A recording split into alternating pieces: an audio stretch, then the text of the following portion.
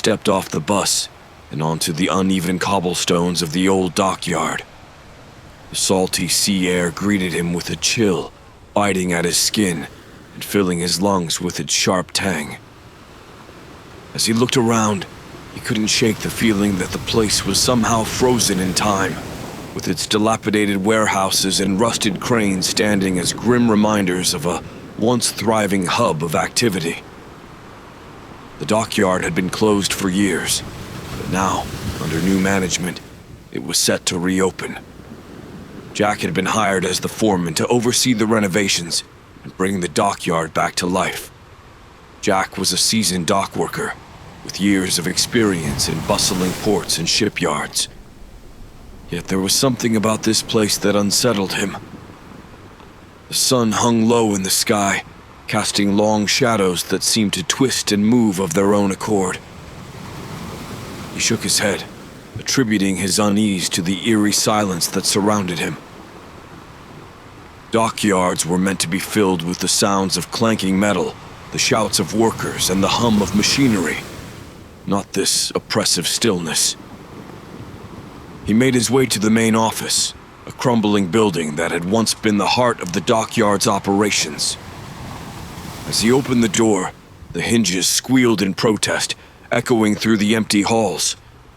Inside, the air was musty, thick with the scent of decay and neglect.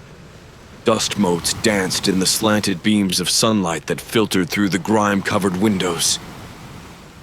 "Hello," Jack called out, his voice sounding too loud in the silence. No response came, but he wasn't surprised. He had arrived early to get a head start on organizing the renovation efforts. He found the switch for the lights and flicked it on. The old fluorescent tubes flickered to life, casting a harsh yellowish glow over the room. A cluttered desk sat in the center, piled high with old ledgers and paperwork, alongside a rusty filing cabinet that looked like it hadn't been opened in decades. Jack set down his bag and began to sort through the mess, trying to familiarize himself with the dockyard's layout and its history.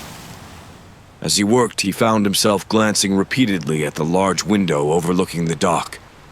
The sun was setting, painting the sky with shades of orange and purple, and casting the dockyard in a deep, foreboding gloom. A sudden crash jolted him from his thoughts. Jack's heart raced as he turned to see a stack of old shipping crates toppled over in the corner of the room. He walked over, inspecting the area. The crates were covered in dust, and there were no signs of recent disturbance. He shook his head, chalking it up to the building's age and the settling of its foundations. As the evening wore on, Jack continued his work, but the sense of unease never left him. He decided to take a break and stepped outside to get some fresh air. The night had fallen, and the dockyard was cloaked in darkness. The only light came from the dim bulbs strung along the main path, casting long, eerie shadows. Jack wandered toward the water's edge, the wooden planks of the dock creaking under his weight. He gazed out at the black, churning sea, listening to the rhythmic crash of the waves against the pilings. It was then that he saw it, a flicker of movement out of the corner of his eye. He turned, but there was nothing there. Just the empty dockyard, silent and still. He took a deep breath, trying to steady his nerves. It was just his imagination, he told himself. The isolation and the history of the place were playing tricks on his mind. But deep down, he couldn't shake the feeling that he was being watched, that unseen eyes were following his every move. Jack returned to the office, determined to push through his unease and get the job done. But as he settled back into his work, he couldn't help but glance at the window once more. The shadows seemed to be growing thicker, darker, and he could swear he saw faint, ghostly figures moving within them. He rubbed his eyes and laughed nervously. "Get a grip, Jack," he muttered to himself. "It's just an old dockyard. Nothing more." But as the night dragged on, the oppressive silence seemed to grow heavier, and the sense of dread settled deeper into his bones. Little did Jack know, the true horror of the Dockyard was only just beginning. Martha Jenkins was the newest addition to the office staff at the Dockyard, a recent college graduate eager to prove herself. She arrived at the Dockyard early the next morning, just as the first light of dawn began to chase away the shadows of the night. The chill of the sea breeze nipped at her cheeks. She felt a thrill of excitement as she approached the main office, her breath visible in the crisp air. As she entered, she found Jack already at work, his brow furrowed in concentration. He looked up and gave her a tired smile. "Morning, Martha. How was your weekend?" "Good, thanks," she replied, setting her bag down on a chair. "Yours?" Jack hesitated for a moment. "Eventful," he said finally. "This place has a way of keeping you on your toes." Martha laughed, thinking he was joking. She had heard the rumors about the Dockyard's haunted past, but dismissed them as mere superstition. She was more concerned with organizing the office and getting the Dockyard's operations up and running smoothly. As she settled into her work, she couldn't help but notice the oppressive silence that seemed to hang in the air. She tried to shake off the feeling, attributing it to her nerves on the first day. The morning passed uneventfully, and Martha was soon lost in the rhythm of her tasks. She sorted through old files, cataloged inventory, and familiarized herself with the Dockyard's layout. It wasn't until the early afternoon that she experienced the first unsettling incident. She was in the storage room, a small, dimly lit space filled with dusty shelves and forgotten equipment. As she searched for a missing ledger, she felt a sudden chill, as if a cold draft had blown through the room. Shivering, she rubbed her arms and continued her search. Then, out of the corner of her eye, she saw it, a shadowy figure standing in the doorway. Martha froze, her heart pounding in her chest. She turned her head slowly, but the figure was gone. The doorway was empty, the room silent except for the distant hum of machinery. She took a deep breath, telling herself it was just a trick of the light. But the sense of being watched lingered, making her skin prickle with unease. She returned to the main office, her mind racing. Jack looked up from his work, noticing her pale face. "You okay, Martha? You look like you've seen a ghost." "Funny you should say that," she replied with a nervous laugh. "I thought I saw someone in the storage room, but when I turned to look, there was no one there." Jack's expression grew serious. "You're not the first to see things around here," he said quietly. "This place has a reputation. Strange things happen, especially at night." Martha felt a shiver run down her spine. "Do you really think the place is haunted?" Jack sighed. "I don't know. But I've seen things too. Shadows, figures, and tools moving on their own. It's enough to make anyone uneasy."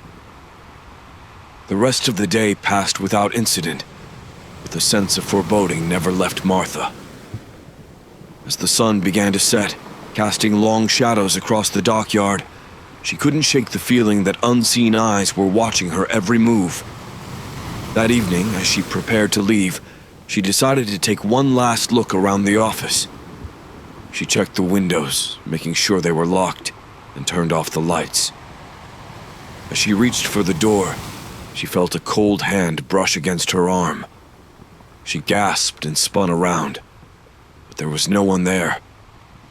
The room was empty, the air thick with silence. Her heart pounding, Martha hurried outside and locked the office door behind her. She glanced back at the darkened building, its windows like empty eyes staring back at her. The Dockyard was cloaked in darkness, the only sound the distant crash of the waves against the shore. She walked quickly to her car, her footsteps echoing in the stillness. As she drove away, she couldn't shake the feeling that she was being followed, that something was watching her from the shadows. Martha knew she had to return the next day, but the thought filled her with dread. Whatever haunted the dockyard was real, and it wasn't going to let them go easily. The sun had barely risen when the workers began to trickle into the dockyard the next morning. The atmosphere was tense, as if the very air was charged with anticipation. Jack greeted each of them with a nod, noticing the dark circles under their eyes and the hushed, uneasy conversations that passed between them. As the day wore on, the strange occurrences that had been plaguing the dockyard became impossible to ignore. It started with the smaller things, tools disappearing from one place and reappearing in another, lights flickering on and off, and cold spots that seemed to move through the buildings. Tom, a burly foreman with years of experience in the industry, was the first to voice what everyone was thinking. "There's something not right here, Jack," he said, his voice low and gravelly. "I've worked in plenty of old places, but this one, it feels different." Jack nodded, his own experiences from the previous night still fresh in his mind. "I know, Tom. I've seen things too. But we need to keep our heads. We've got a job to do." The workers tried to push through their fears, focusing on their tasks. But as the day progressed, the disturbances grew more aggressive. Wrenches flew off shelves, narrowly missing workers' heads. Heavy crates shifted on their own, causing loud crashes that echoed through the dockyard. The sound of footsteps echoed in empty hallways, and faint whispers seemed to drift through the air, always just out of hearing range. Martha, working diligently in the office, felt a growing sense of dread. She could hear the workers outside, their nervous chatter punctuated by startled exclamations. She tried to concentrate on her tasks, but her mind kept drifting back to the strange figure she had seen in the storage room. Around midday, a loud crash reverberated through the dockyard. Martha rushed outside to find a group of workers gathered around a large crane, its boom twisted at an unnatural angle. Tom was at the center of the commotion, his face pale. "It moved on its own," he said, his voice shaking. "I swear it just twisted." Jack inspected the crane, his mind racing. "All right, everyone, take a break. Let's regroup in the office." The workers filed into the office, their faces drawn and tense. Jack closed the door behind them, the room suddenly feeling very small. "Listen," he began, trying to keep his voice steady. "I know this place is unsettling, but we can't let fear get the better of us. We need to stick together and figure out what's going on." Martha spoke up, her voice trembling. "What if it's the spirits of the shipwreck? Mary Celeste?" Jack glanced at her, surprised. "You've been doing some reading." She nodded. "I found some old newspaper clippings. The shipwreck, the deaths. It all makes sense. Maybe they're trying to tell us something." Tom crossed his arms, his brow furrowed. "And what are we supposed to do? Talk to them?" Jack took a deep breath. "Maybe we do need to find a way to communicate. If these spirits are trying to reach out, maybe we can help them move on." The workers exchanged uneasy glances, but no one objected. Desperation was setting in, and they were willing to try anything to bring an end to the disturbances. That night, as the workers left the dockyard, Jack and Martha stayed behind. They gathered in the main office, a few candles flickering on the desk, casting eerie shadows on the walls. The air was heavy with anticipation, the silence broken only by the distant crash of waves. Martha produced an old Ouija board she had found in the storage room. "I thought this might help," she said, her voice barely above a whisper. Jack nodded, his expression grim. "Let's give it a try." They sat down at the desk, their hands trembling as they placed them on the planchette. The room seemed to grow colder, the shadows deepening around them. "Is anyone here with us?" Jack asked, his voice steady despite the fear gnawing at his insides. For a moment, nothing happened. Then slowly, the planchette began to move. Martha gasped, her eyes wide with terror. The letters spelled out a single word: help. "Who are you?" Jack asked, his heart pounding. The planchette moved again, spelling out, "Reynolds." "Captain Reynolds," Martha whispered. "The captain of the Mary Celeste." Jack took a deep breath. "What do you want?" The planchette moved faster now, as if the spirit was desperate to communicate. "Justice." The candles flickered, and a cold wind swept through the room, extinguishing the flames. Jack and Martha were plunged into darkness, the oppressive silence wrapping around them like a shroud. The dockyard seemed to come alive with whispers and creaks, as if the very walls were trying to speak. In the blackness, Jack felt a hand on his shoulder. He turned, but there was no one there. The room felt crowded, filled with unseen presences watching, waiting. "Captain Reynolds," he said, his voice barely a whisper. "We'll help you. We'll find a way to bring you justice." The room grew still, the oppressive weight lifting slightly. The planchette moved one final time, spelling out, "Thank you." Jack and Martha sat in the darkness, the silence heavy around them. They knew that the disturbances were far from over, but now they had a direction, a purpose. They had to uncover the truth behind the shipwreck and bring justice to the restless spirits that haunted the dockyard. As they blew out the candles and prepared to leave, they couldn't shake the feeling that they were not alone. The shadows seemed to watch them, whispering secrets that they were only beginning to understand. The following day, the workers arrived at the dockyard to find Jack and Martha already hard at work, combing through old records and documents. The night's encounter with Captain Reynolds had left them both shaken yet determined. They needed to uncover the tragic history of the Mary Celeste and find a way to lay the restless spirits to rest. Jack had arranged for a meeting with the town historian, Mr. Arthur Green, a man well versed in the local lore and history. He arrived at the dockyard mid-morning, an elderly gentleman with a thick mane of white hair and a kind, weathered face. His eyes sparkled with curiosity as he greeted Jack and Martha.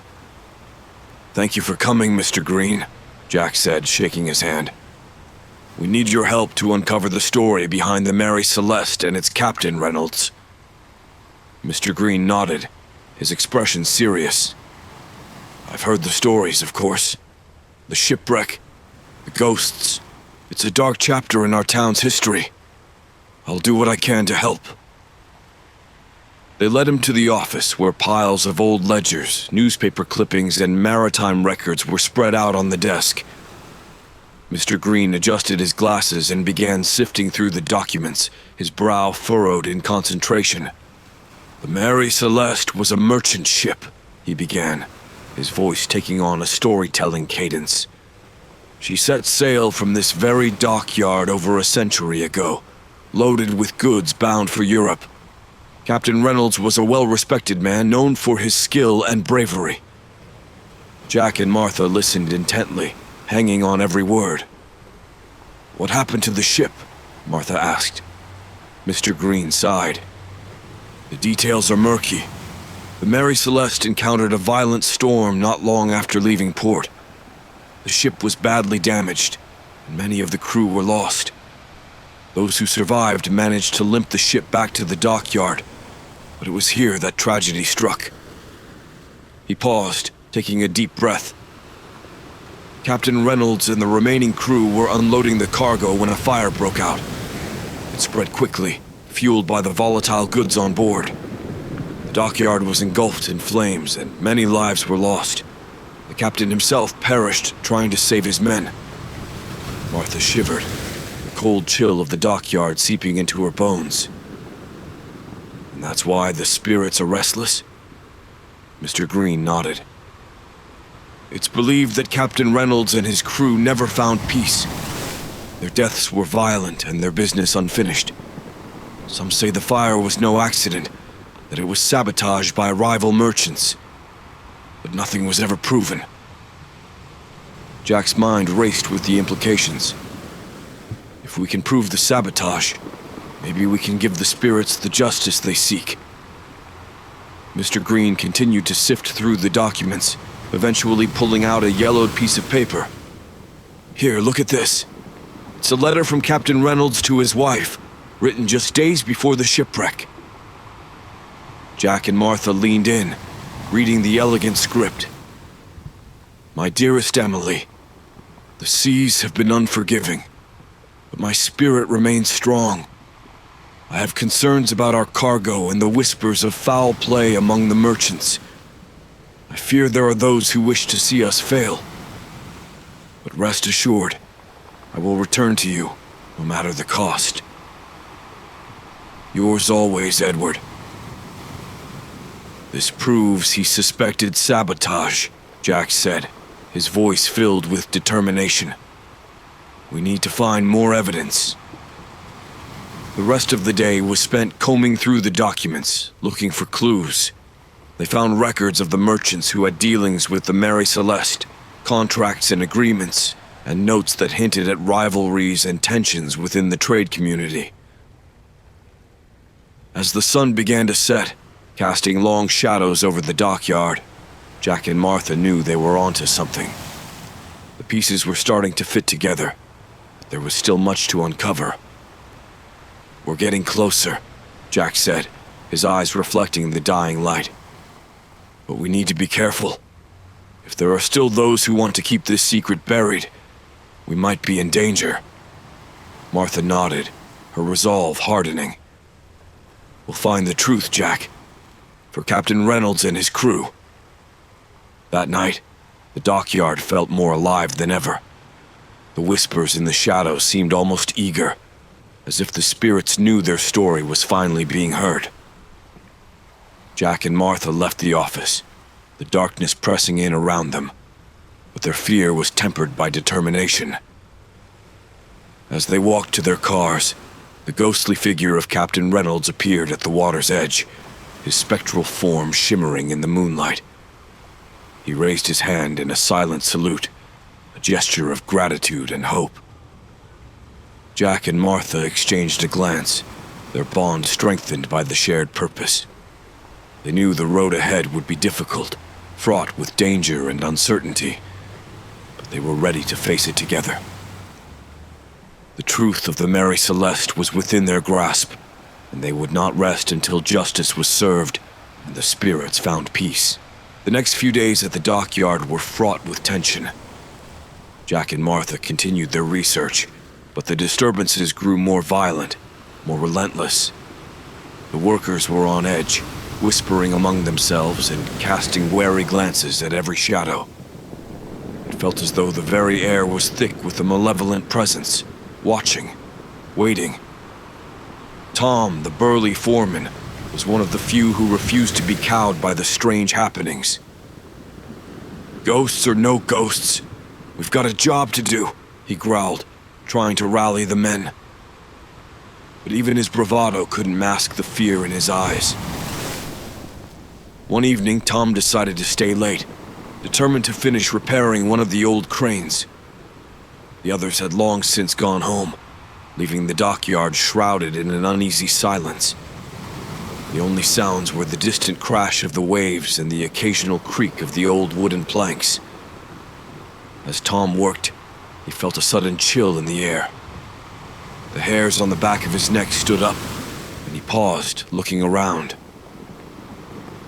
"Who's there?"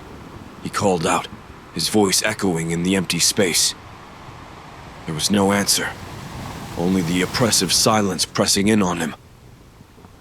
He turned back to his work, but the feeling of being watched intensified.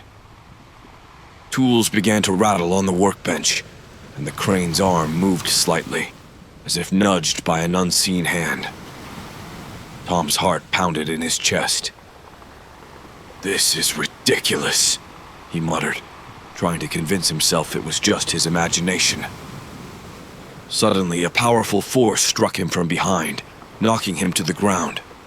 He tried to scramble to his feet, but an invisible weight pressed down on him, pinning him in place. He gasped for breath, his eyes wide with terror as he felt cold, ghostly hands grip his shoulders. "Get off me!" he shouted, thrashing against the unseen force. But the grip tightened, and he could feel a cold, malevolent presence pressing in around him. The air grew icy, his breath visible in the darkness.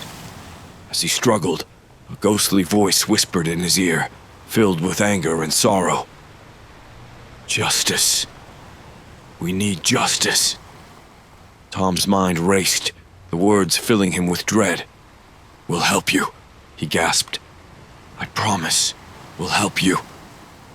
The pressure eased slightly, and Tom managed to drag himself to his feet. The tools around him were scattered, and the crane's arm had swung dangerously close to the ground. He stumbled out of the workshop, his heart still pounding in his chest. Jack and Martha arrived early the next morning to find Tom waiting for them, his face pale and drawn. "It attacked me," he said bluntly. "An invisible force. It wants justice, Jack. We have to do something." Jack nodded, his expression grim. "We will, Tom. We're getting closer to the truth. We just need more evidence." Martha looked around, noting the other workers' fearful glances. "We can't keep going like this. The men are terrified. We need to find a way to communicate with the spirits, to show them we're trying to help." That evening, they gathered in the office again, this time with more of the workers.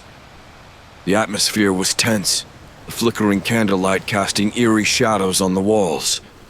They spread out the documents they had collected, hoping to piece together more of the mystery. "We need to find out who sabotaged the Mary Celeste," Jack said, his voice steady. "If we can prove there was foul play, maybe we can give Captain Reynolds and his crew the justice they need." Tom nodded, his resolve hardening.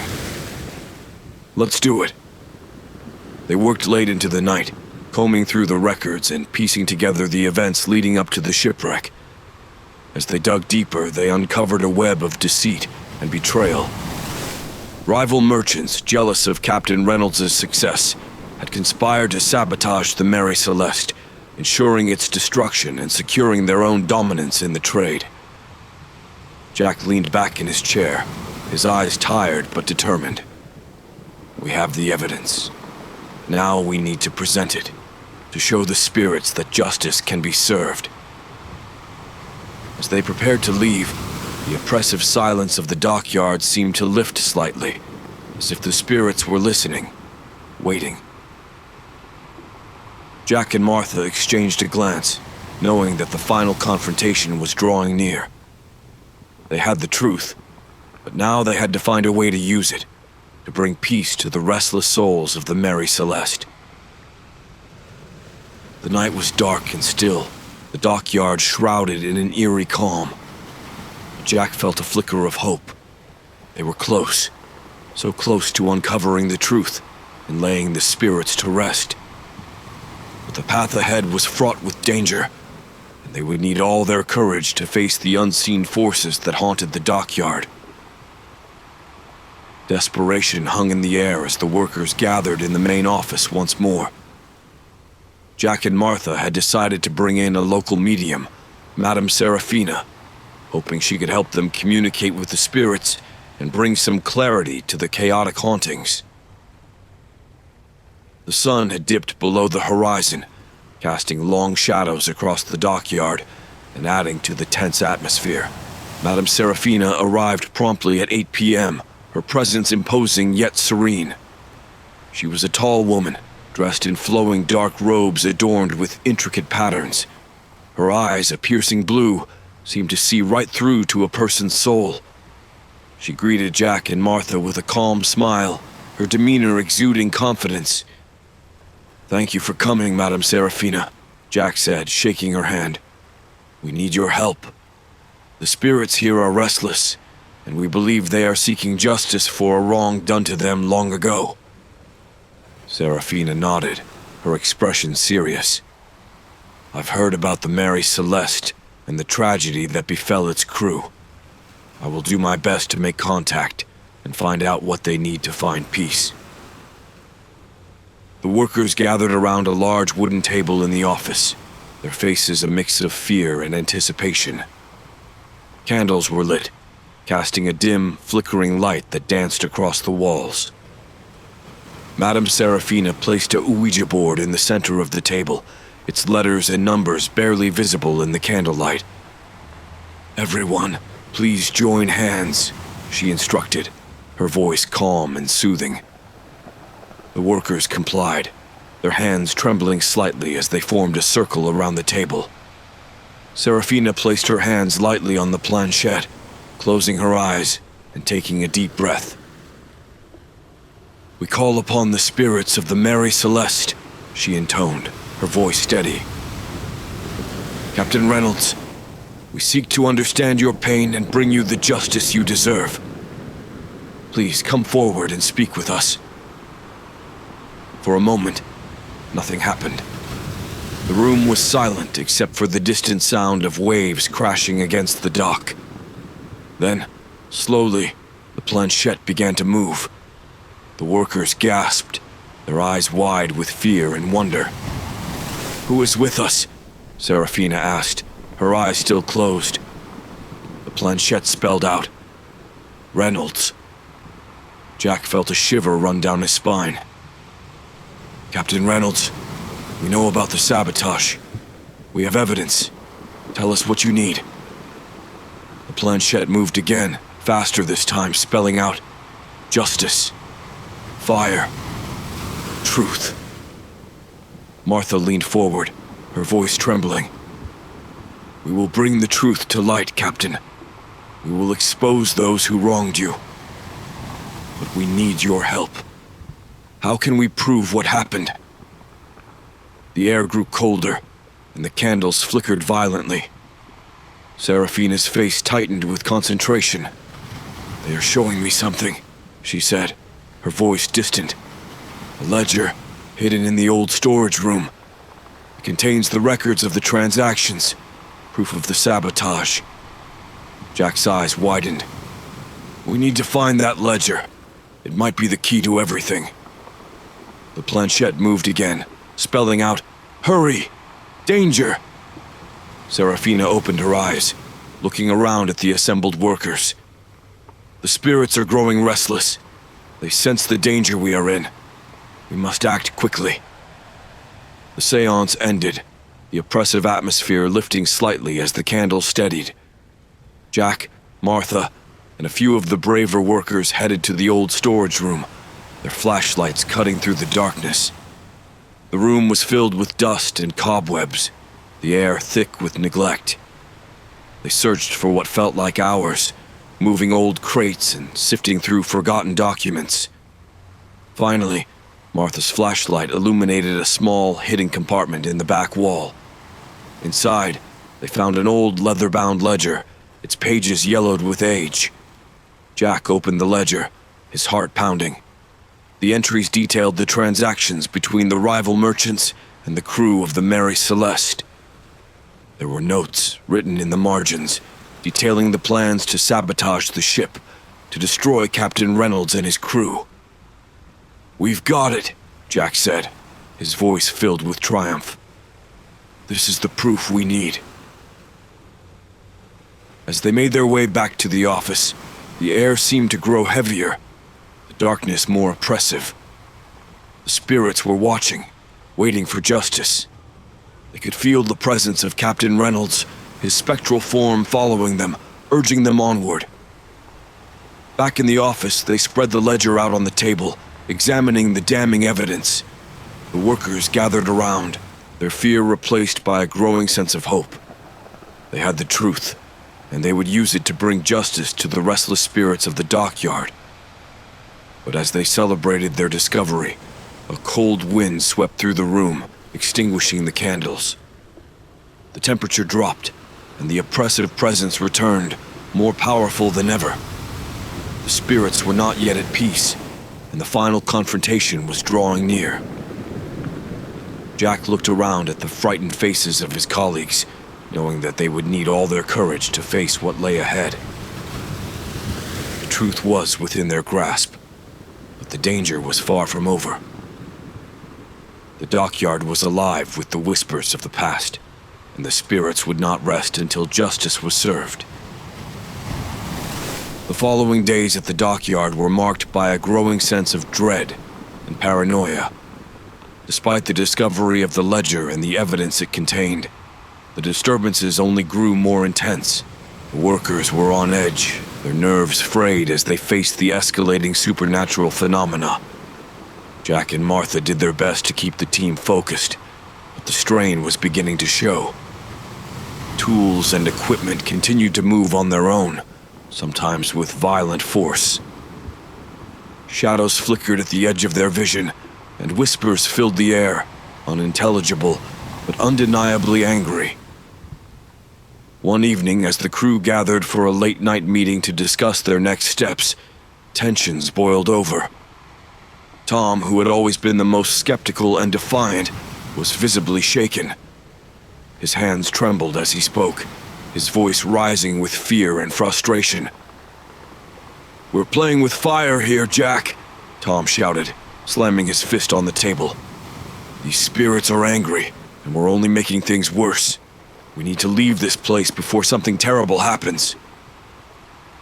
Jack tried to calm him down, but the fear in Tom's eyes was mirrored in the faces of the other workers.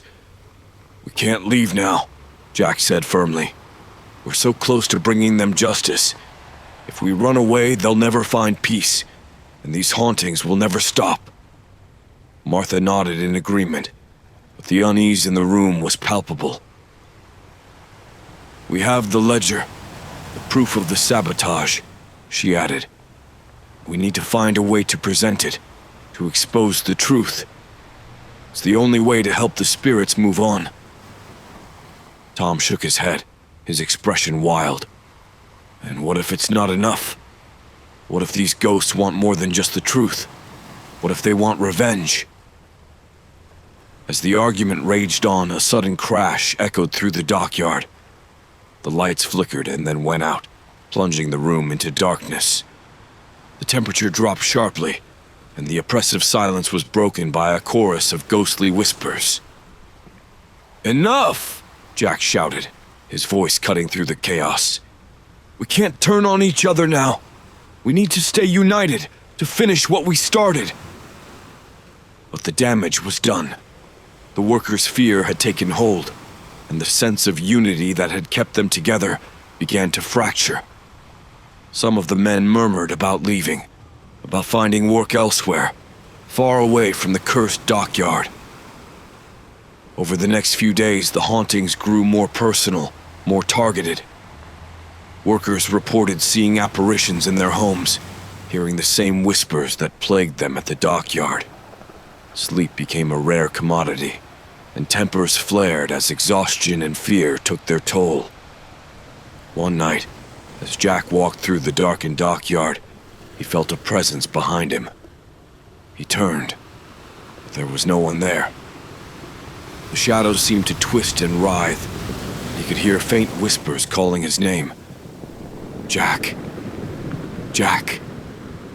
He quickened his pace, but the whispers followed him, growing louder and more insistent. He reached the main office, slamming the door behind him and leaning against it, his heart pounding. The room was dark, the only light coming from the moon outside, casting eerie shadows across the walls. Suddenly, the door burst open, and Tom stumbled in, his eyes wide with terror. "They're here, Jack!" he cried. "The spirits! They're everywhere!" Before Jack could respond, Tom was lifted off his feet and thrown across the room by an invisible force. He hit the wall with a sickening thud, collapsing to the ground unconscious. Jack rushed to his side, checking for a pulse. Tom was alive, but barely.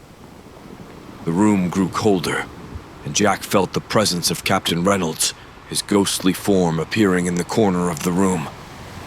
"Justice," the spirit whispered, its voice filled with sorrow and rage. "You must hurry." Jack nodded, his resolve hardening. "We will, Captain. We'll bring them to justice." He spent the rest of the night tending to Tom and gathering the workers, urging them to stay strong and united. But the fear had taken root, and the once dedicated crew was now a group of frightened individuals, each battling their own personal demons. Martha stood by Jack's side, her determination unwavering. "We have to finish this, Jack. For Tom, for the crew, for the spirits. We can't let them win." Jack nodded, knowing she was right. But the path ahead was fraught with danger, and he feared what the final confrontation would bring. The dockyard was a place of madness and fear, and the spirits were growing more desperate, more violent. They had to act quickly, before the descent into madness claimed them all. As the dawn broke over the dockyard, the workers gathered one last time, their faces grim and resolute. They would confront the truth, expose the sabotage, and bring justice to the restless spirits. But the cost would be high, and the danger ever present. The final confrontation was near, and the dockyard stood as a testament to the unresolved anger and sorrow of the past. Jack and his team were ready to face it, but the outcome was far from certain. The spirits demanded justice, and they would not rest until it was served. The tension in the dockyard was palpable as night fell. The workers, united in their fear and determination, gathered in the main office. They had made their preparations, and now it was time to perform the ritual that Madame Serafina had instructed them on. A ritual to lay the spirits to rest and bring justice to the wronged souls of the Mary Celeste. Jack stood at the center of the room, holding the ancient ledger that contained the evidence of the sabotage. The workers formed a circle around him, their faces illuminated by the flickering candlelight. Madame Serafina was there too, her eyes closed in concentration, muttering a series of incantations under her breath. "We need to do this together," Jack said, his voice steady despite the fear gnawing at him.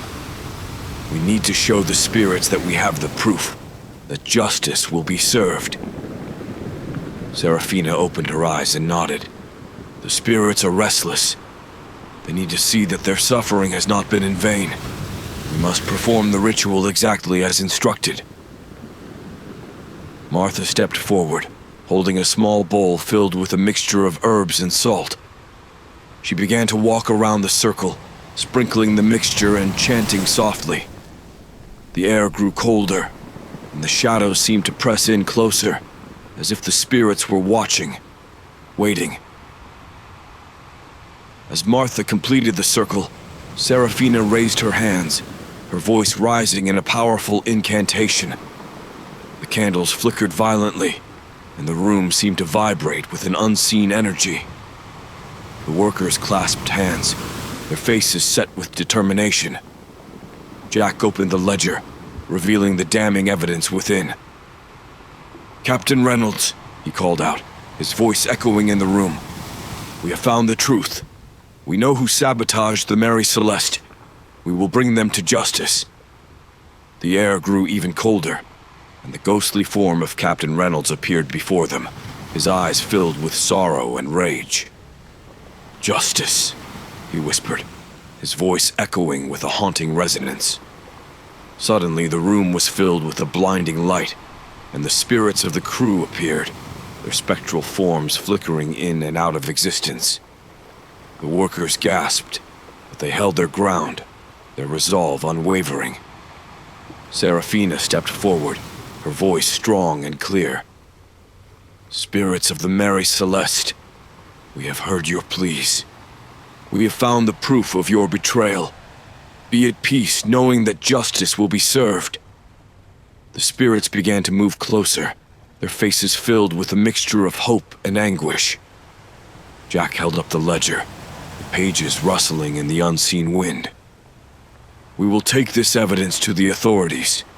The truth will be known, and those responsible will be held accountable. As the words left his mouth, a powerful force swept through the room, knocking over the candles and plunging them into darkness. The workers clung to each other, their fear palpable. The ghostly figures of the crew began to wail, their voices rising in a cacophony of despair. But Seraphina's voice cut through the chaos, her incantation growing louder, more forceful. "Rest now, spirits. Your suffering is over. Justice will be done." The wailing ceased, and the air grew still. The ghostly figures of the crew began to fade, their expressions softening. Captain Reynolds stepped forward, his spectral form shimmering in the dim light. "Thank you," he whispered, his voice filled with a deep, abiding sadness. "We can rest now." With that, the spirits of the Mary Celeste vanished, leaving the room in a profound silence. The workers let out a collective sigh of relief, their bodies sagging with exhaustion and relief. Jack turned to Seraphina, his eyes filled with gratitude. "Thank you," he said. "I don't think we could have done it without you." Seraphina smiled, her face weary but triumphant. "The spirits have found peace. But now, it's up to you to ensure that justice is served." Jack nodded, looking around at the workers who had stood by him through this ordeal. "We will. We'll take the evidence to the authorities. We'll make sure that the truth is known." The next day, Jack and Martha took the ledger to the local police station, presenting the evidence of the sabotage. The authorities were skeptical at first, but the detailed records and the weight of the truth eventually swayed them. An investigation was launched, and the long-buried secrets of the Mary Celeste began to surface. The Dockyard, now free from its haunting, began to rebuild. The workers, though scarred by their experiences, found a renewed sense of purpose and camaraderie. Jack and Martha, their bond forged in the fires of fear and determination, continued to lead the efforts to restore the Dockyard to its former glory. As the sun set on the Dockyard, casting a warm golden light over the water, Jack stood at the edge of the pier, gazing out at the horizon. The spirits of the Mary Celeste had found peace, and justice was on its way. The Dockyard, once a place of darkness and despair, was now a beacon of hope and renewal. But in the back of his mind, Jack knew that the memories of those haunted nights would stay with him forever, a reminder of the unseen forces that had shaped their lives and the enduring power of truth and justice. The Dockyard stood eerily quiet in the early morning light, the heavy aura of fear and despair lifted at last. Yet despite the newfound calm, the place bore scars of its haunted past, both physical and emotional. Survivors wandered the grounds, their faces etched with the lingering shadows of their harrowing experiences. Jack and Martha were among the first to arrive that morning, their steps slow and deliberate as they surveyed the Dockyard. The repairs were underway, but the workers moved with a cautious air, their eyes darting to the shadows as if expecting the ghosts to return at any moment. Tom, still nursing his injuries from the violent encounter with the unseen force, limped toward Jack and Martha. "Morning," he greeted them, his voice subdued. "Feels different now, doesn't it?" Jack nodded. "It does. But the memories, they won't fade easily." He looked at Tom, seeing the exhaustion in his friend's eyes. "How are you holding up?" Tom shrugged, wincing slightly. "I've been better, but at least we know it's over. Thanks to you two." Martha smiled weakly. "We did it together, Tom. All of us. And now, we need to make sure this place can move forward, free from the shadows of the past." The workers gathered for their daily briefing, and Jack took a moment to address them. "We've been through a lot, he began, his voice steady but filled with emotion. "And we've come out stronger for it. The spirits of the Mary Celeste have found peace. And now it's time for us to rebuild." He paused, letting his words sink in.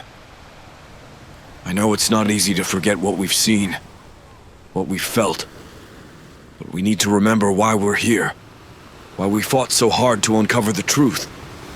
This dockyard has a future.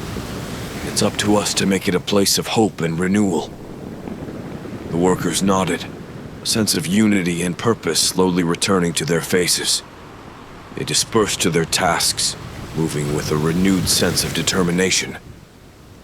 As the day progressed, the dockyard hummed with activity. Repairs were made, equipment was restored, and the workers began to regain their confidence. The once oppressive silence was replaced by the sounds of industry and progress.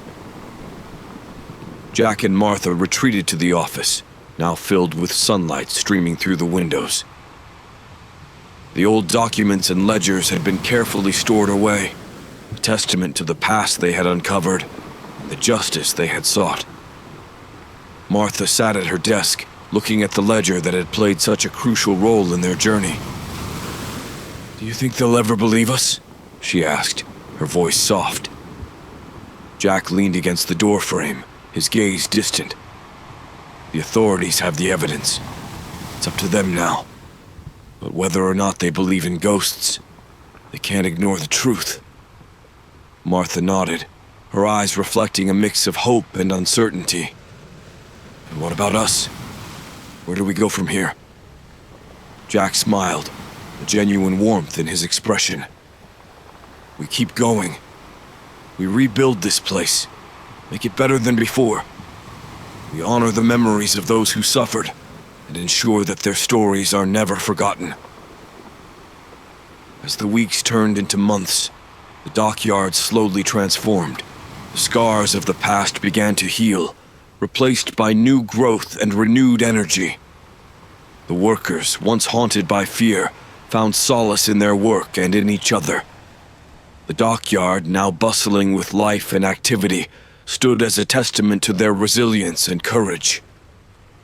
But the memories of those haunted nights lingered in the minds of those who had witnessed the horrors. Jack, Martha, and the others would often find themselves glancing at the shadows, listening for whispers that no longer came. The ghosts had found peace, but their presence had left an indelible mark on the hearts of the living. One evening, as the sun set over the dockyard, Jack and Martha stood by the water's edge, watching the waves lap gently against the pier. The air was warm, the sky painted with hues of orange and pink. "We did it," Martha said, her voice filled with quiet satisfaction. "We brought them justice." Jack nodded, a sense of fulfillment washing over him. "We did, and we made sure their story was told." They stood in silence for a while, letting the peaceful sounds of the evening wash over them. The dockyard was a place of renewal, of hope, and of remembered courage. As the stars began to twinkle in the night sky, Jack turned to Martha, a smile playing on his lips. "Ready for whatever comes next?" Martha smiled back, her eyes shining with determination. "Always." And so they walked back to the dockyard, ready to face whatever the future held. The haunted past had been laid to rest, but the strength and unity they had found in each other would guide them forward, ensuring that the dockyard remained a place of light and hope, no matter what challenges lay ahead.